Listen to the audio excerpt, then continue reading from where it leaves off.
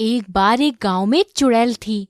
उसकी वजह से रात में कोई भी अपने घर से बाहर नहीं निकलता था। आज तक उसने किसी को कोई नुकसान नहीं पहुंचाया था। फिर एक दिन भोलू, जो कि दूसरे गांव का होता है, वो अपनी बहन से मिलने उस गांव में आता है।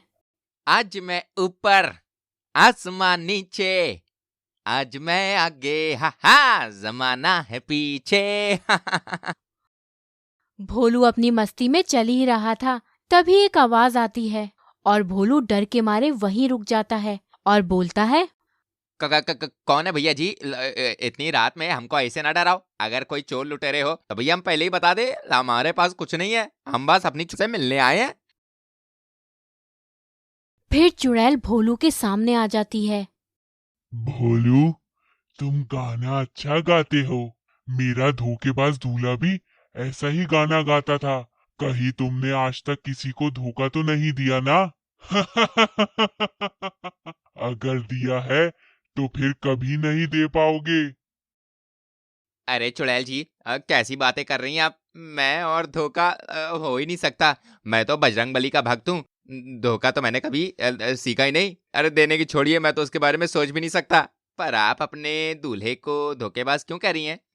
धोखेबाज को धोखेबाज ही कहूंगी ना। शादी वाले दिन जब मेरे साथ मेरा परिवार उसका इंतजार कर रहा था, तब वो किसी और के साथ भाग गया। और जब से उसे पता चला है मैं चुड़ैल बन गई हूँ, वो कमबख्त कभी लौट के वापस नहीं आया। आप चिंता ना करें, भगवान के घर देर है अंधेर नहीं। आपको जल्द ही इंसाफ मिलेगा। क्या अब मैं यहाँ से जा सकता हूँ? चुड़ैल को भोलू काफी नेक दिल इंसान लगता है और अंदर ही अंदर वो उसे चाहने भी लगी थी। इसलिए वो भोलू को वहां से जाने देती है।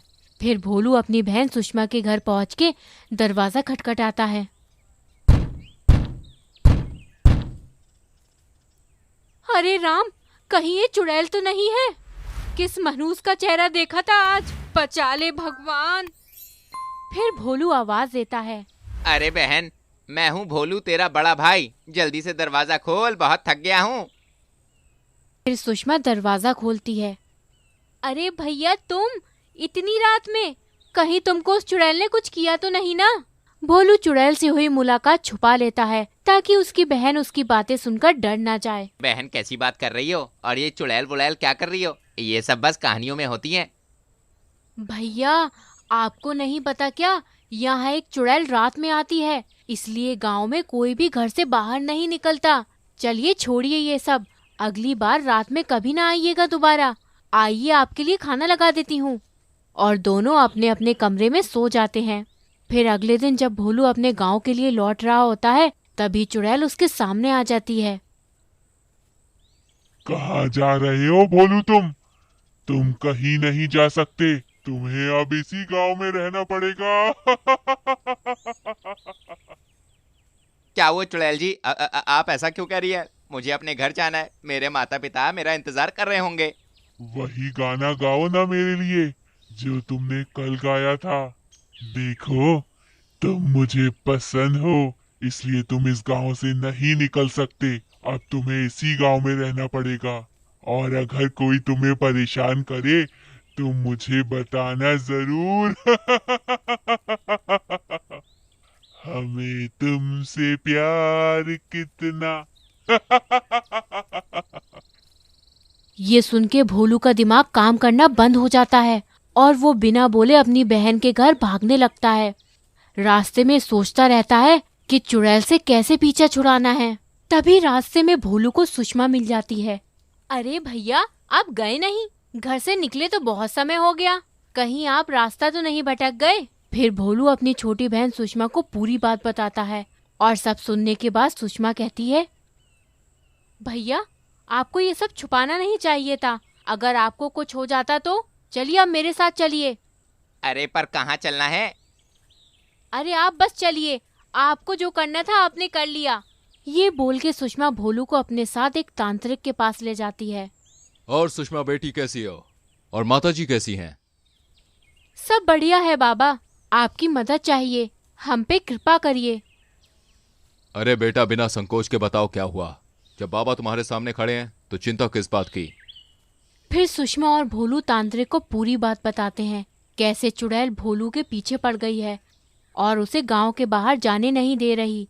सब सुनने के बाद तांत्रिक बोलते हैं, देखो बेटा, उस चुड़ैल ने आज तक किसी के साथ बुरा नहीं किया, ना ही किसी ने उसकी मुझसे शिकायत की है।